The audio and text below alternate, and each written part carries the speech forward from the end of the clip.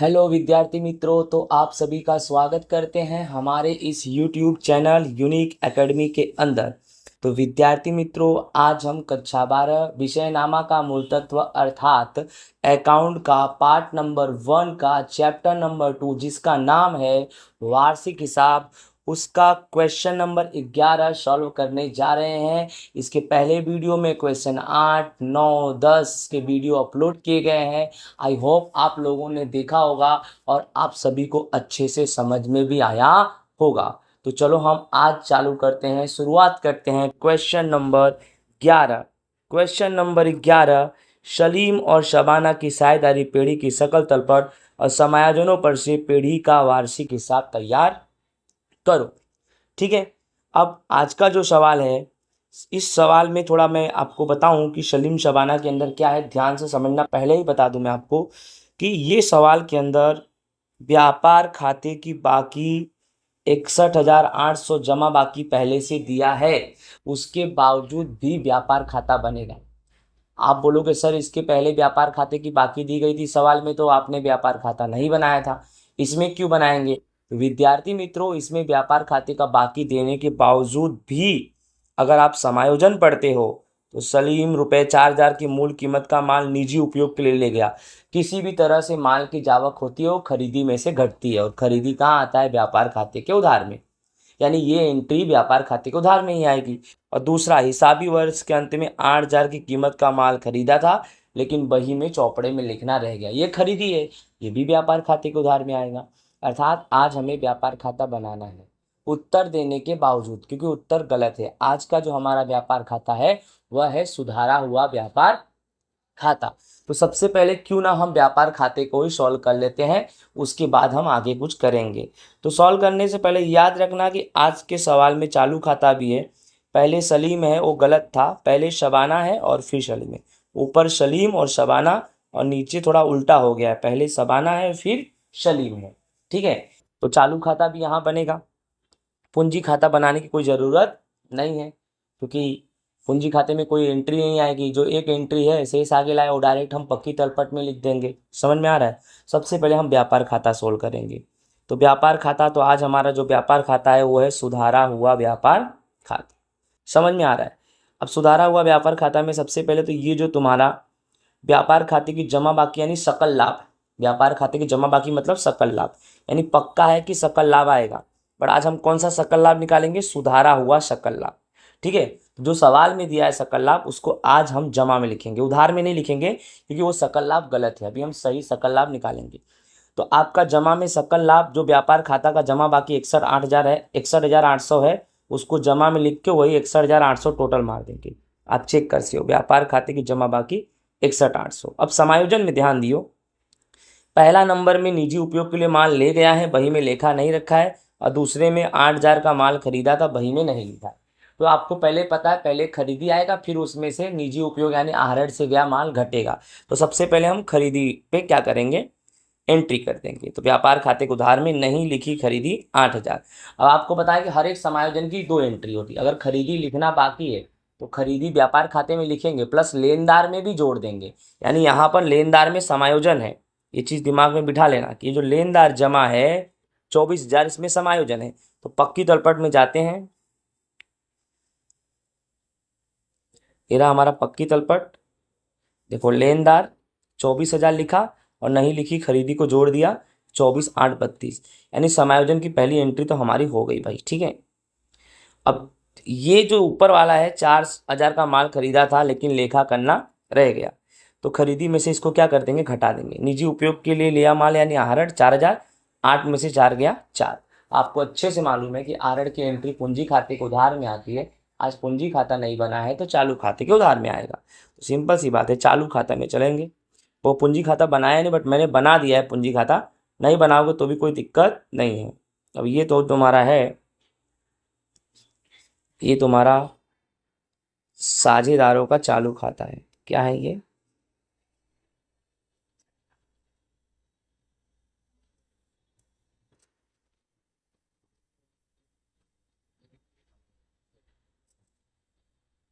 साझेदारों का चालू खाता। अब जो आहरण है और पूंजी खाते के उधार में आता है, तो आज पूंजी खाता नहीं बना है तो चालू खाता बना है। देखो 31/3/17 आहरण किसमें, सलीम में 4,000 रुपया लिख दिया क्योंकि सलीम का आहरण था। इस तरह से तुम्हारा व्यापार खाता क्या हो गया विद्यार्थी मित्रों, सॉल्व हो गया। ठीक है, यही 61,800 यहाँ टोटल मारेंगे, उसमें से 4,000 घटाएंगे 57,800, ये सुधारा हुआ सकल लाभ निकला, इसको लाभ हानि खाते के जमा में ले जाएंगे 57,800। आई होप आपको अच्छे से समझ में आ गया होगा। अब जो हमारा टारगेट है नेक्स्ट समायोजन टिक करने का, अग्रिम चुकाया बीमा प्रीमियम, तो बीमा प्रीमियम पे हम क्या करेंगे, टिक मार देंगे। ठीक है, ये रहा बीमा प्रीमियम पे टिक मार दिया। फिर देनदार में से है तो देनदार है तो देनदार पर टिक ही मार दो पहले तो, लेनदार की एंट्री तो कर ही दिया।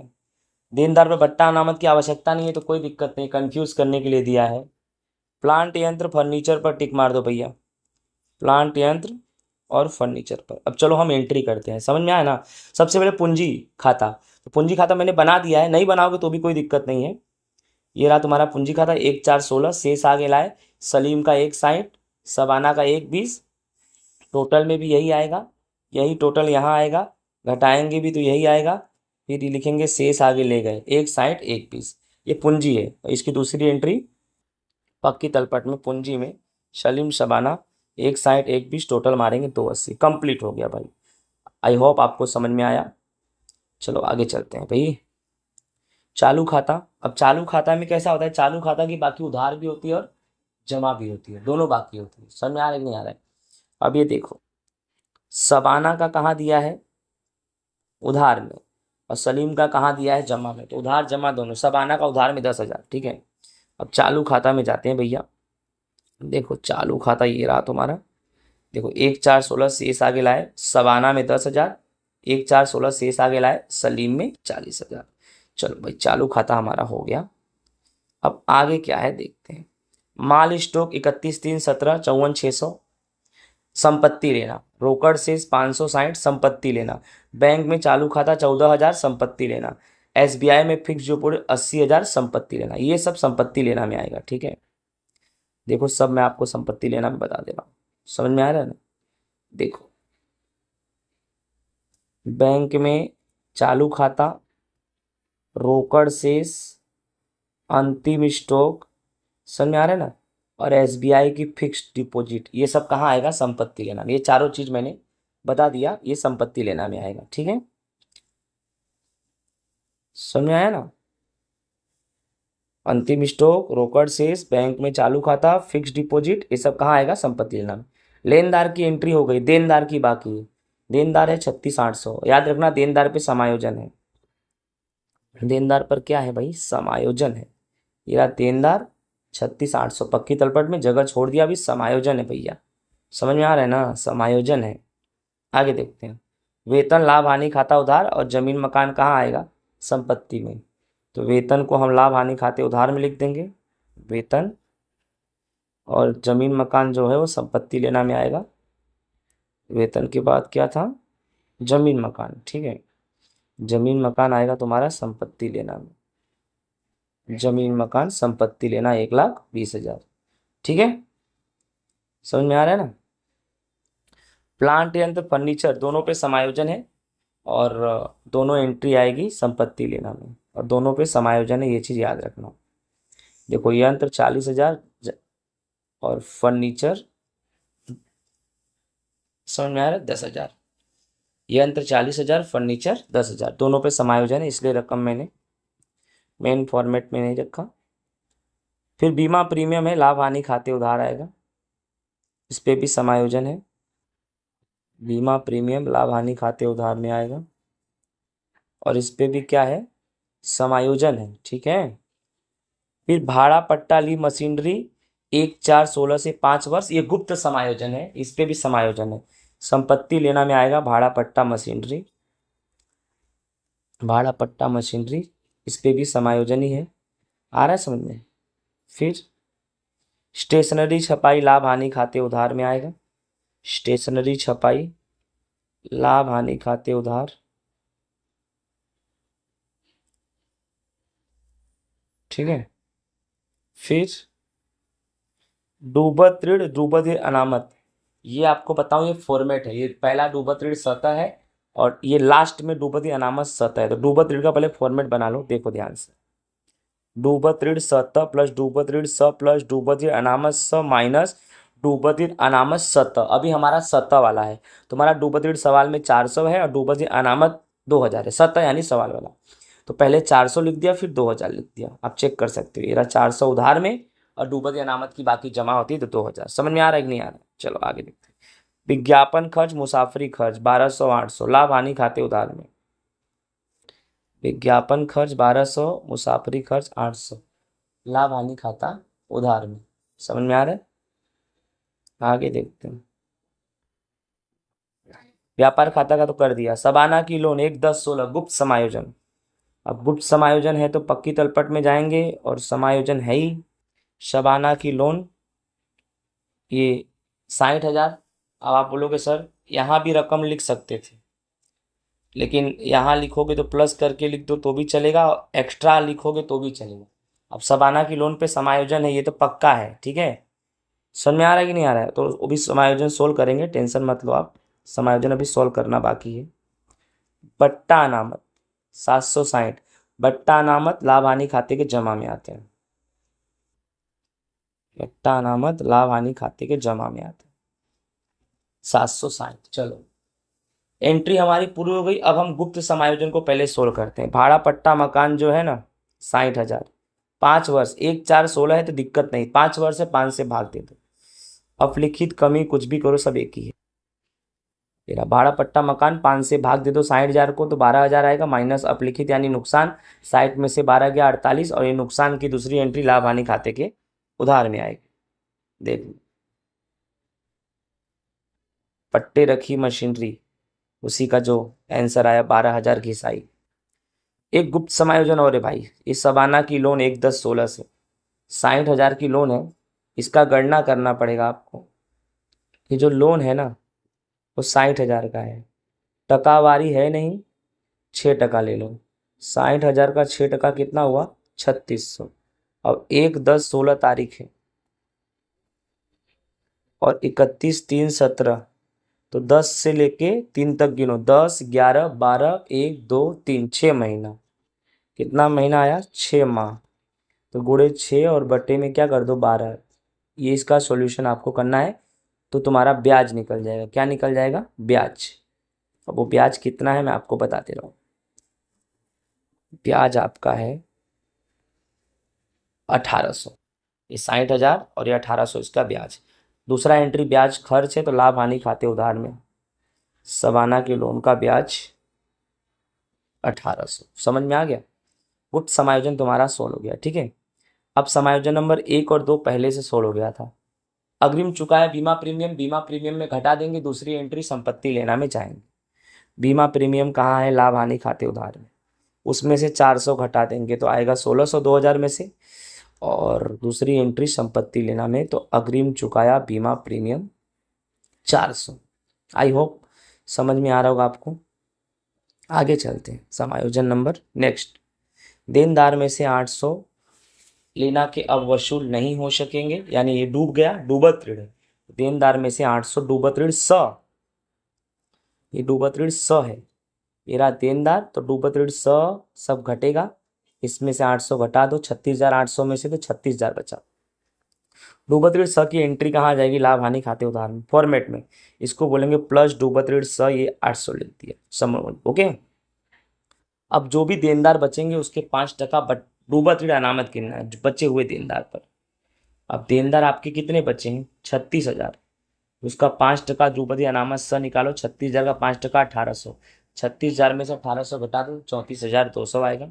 ये डूबत ऋण अनामत स है। दूसरी एंट्री लाभ हानि खाते के उधार में, लाभ हानि खाते के उधार में डूबत ऋण अनामत स एंट्री कितना 1800 की रकम है।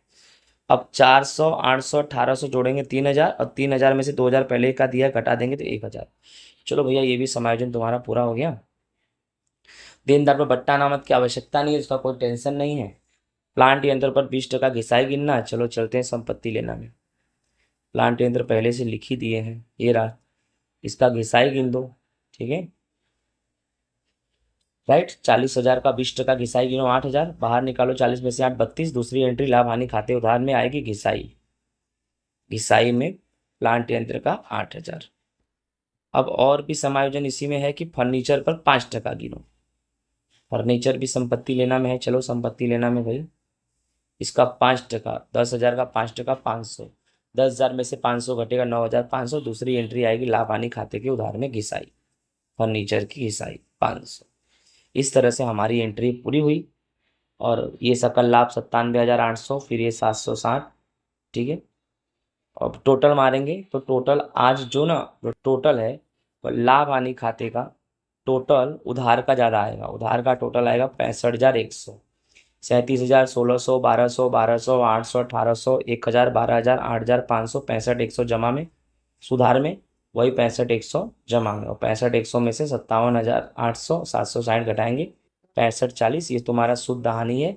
लाभ हानि वितरण में ले जाएंगे, शुद्ध हानि जमा में निकला है और लाभ हानि वितरण के उधार में जाएगा। शुद्ध हानि 65,40। ठीक है, यही 65,40 यहाँ टोटल मार देंगे, यही 65,40 वितरण पात्र हानि है। सवाल में कोई प्रमाण नहीं दिया है, इसीलिए इसको 1:1 में बांट देंगे। तो 32,70, 32,70 आया। वितरण पात्र हानि ये जमा में है, ये चालू खाते के उधार में जाएगा। 31,317 वितरण पात्र हानि, 32,70, 32,70। ठीक है, अब करना क्या है, आपको आंसर निकालना है। तो सबसे पहले दिमाग लगाओ कि जो सलीम है उसका टोटल यहाँ का ज़्यादा है 40,000 जमा का, यही जमा में लिखेंगे 40,000। उसमें से 32,70 4,000 घटाएंगे, 32,730 शेष आगे ले गए। ठीक है, 31,317। और सबाना में ये रहा 10,000, 32,70, 13,270, यहीं पे 13,270। और यहाँ सबाना का कुछ भी नहीं है तो सेम टू सेम 13,270 शेष आगे ले गए 31,17। अब सलीम का 32,730, ये उधार में है तो पूंजी दायित्व में जाएगा। ये रहा चालू खाता सलीम 32,730। इनका जो जमा में है 13,270, ये इधर आएगा। चालू खाता सबाना 13,270। अब करना कुछ नहीं है, 280, 32,730, 60,000, 32,000, 1,800 को जोड़ेंगे तो 4,06,530। ठीक उसी प्रकार 1,20, 32,000, 95,100, 48,000, 80,000, 34,200, 14,560, 54,600, 400 को 13,270 को जोड़ेंगे तो 4,06,530 रुपये आएगा। इस तरह से ये तुम्हारा हो गया फाइनल आंसर। तो विद्यार्थी मित्रों, आई होप आपको अच्छे से समझ में आया होगा। अगर आपको स्क्रीनशॉट पाड़ना है तो आप पाड़ सकते हो। ये हमारा सुधारा हुआ व्यापार खाते का आंसर है। ठीक है, और ये हमारा लाभ हानि खाते का आंसर है, पूंजी खाते का आंसर, लाभ हानि वितरण खाता, चालू खाता, और ये तुम्हारा पक्की तलपट। आई होप आपको अच्छे से समझ में आ गया होगा। विद्यार्थी मित्रों, इस तरह से हमारा क्वेश्चन नंबर 11 होता है पूरा। आई होप आपको अच्छे से समझ में आया होगा। मिलेंगे नेक्स्ट टॉपिक, नेक्स्ट वीडियो में, नेक्स्ट क्वेश्चन के साथ। जय हिंद, राधे राधे।